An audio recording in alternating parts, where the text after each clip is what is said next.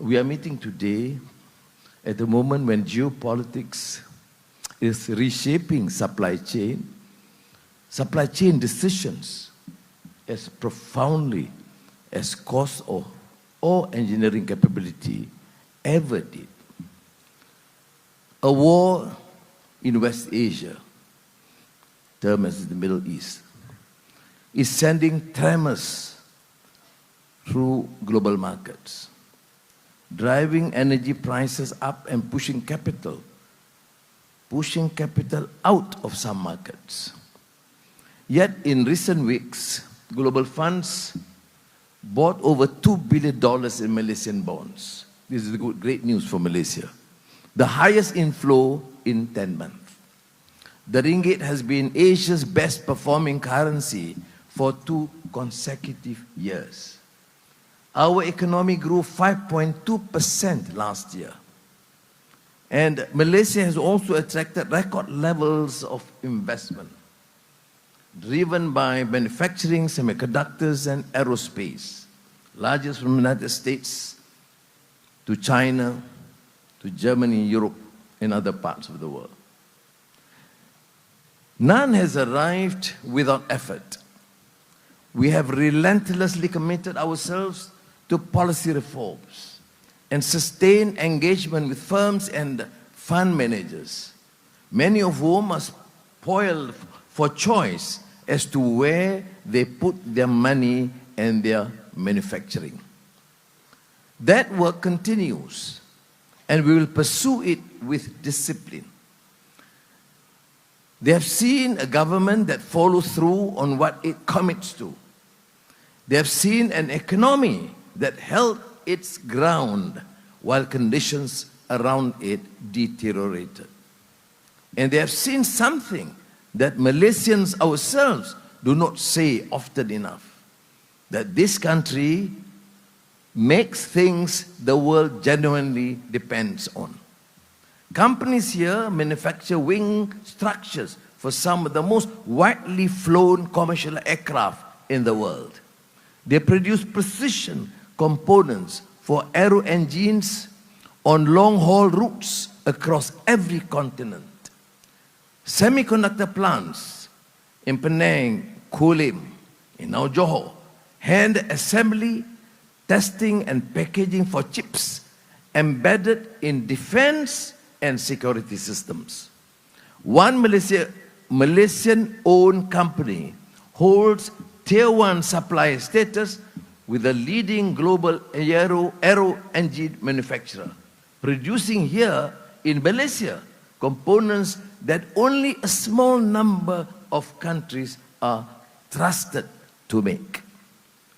I wish to take this opportunity to directly speak to many defense and aerospace companies in this hall. What has placed Malaysian manufacturers inside the most demanding commercial supply chains in the world is precisely what is relevant to you. The culture of precision and accountability that satisfies the most exacting commercial buyers do not change at the boundary between civil and defense aerospace.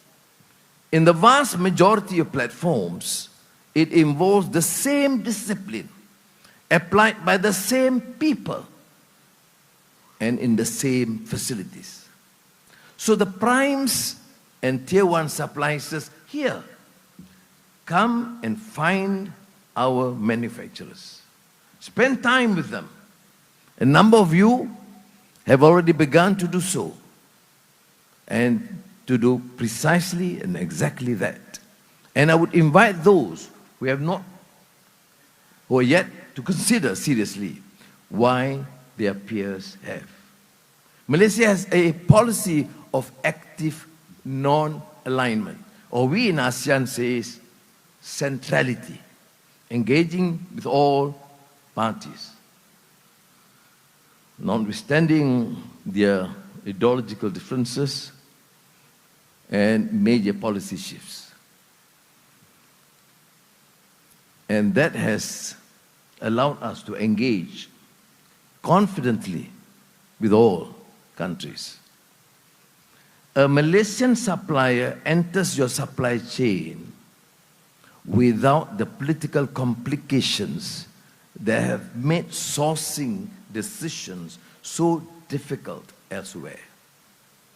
In the current environment, there's a genuine commercial consideration. Now, the defense industrial base we are trying to build is one where Malaysian companies earn and hold their place in international supply chains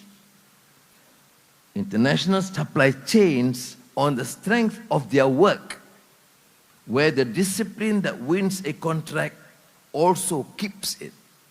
That is the only foundation worth building on. Now let me be clear about what the government will get right.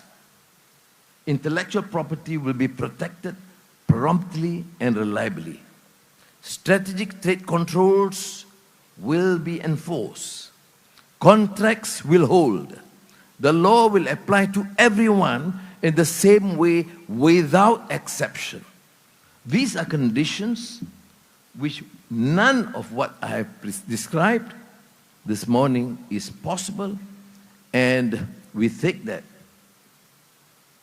as a major commitment seriously. Now, the government's role in all of this is to create the conditions for serious work to happen. The commercial decisions belong to the companies. It's not the business of the Prime Minister or Defense Minister or the Chief of Police. What belongs to us is the quality of the ground beneath those decisions. If something is not working, if the process creates friction where it should not, or enforcement falls short, tell us directly and we will act. The technology on display here is advancing faster than the frameworks designed to govern it. Autonomous systems, artificial intelligence, cyber capabilities, these are already in use. The question is how they are used, by whom,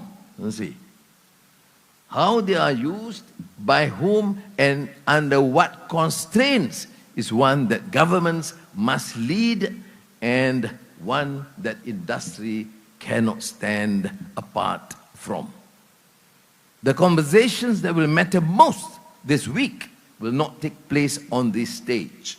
They will take place between people who are meeting for the first time, working through problems that have not yet been fully defined, in the early stages of work that may take years to bear fruit. We are glad, of course, to be hosting those conversations, and we look forward to what comes out of them. Now with that, I declare the SA and NATSEC Asia 2026 officially open. Terima kasih.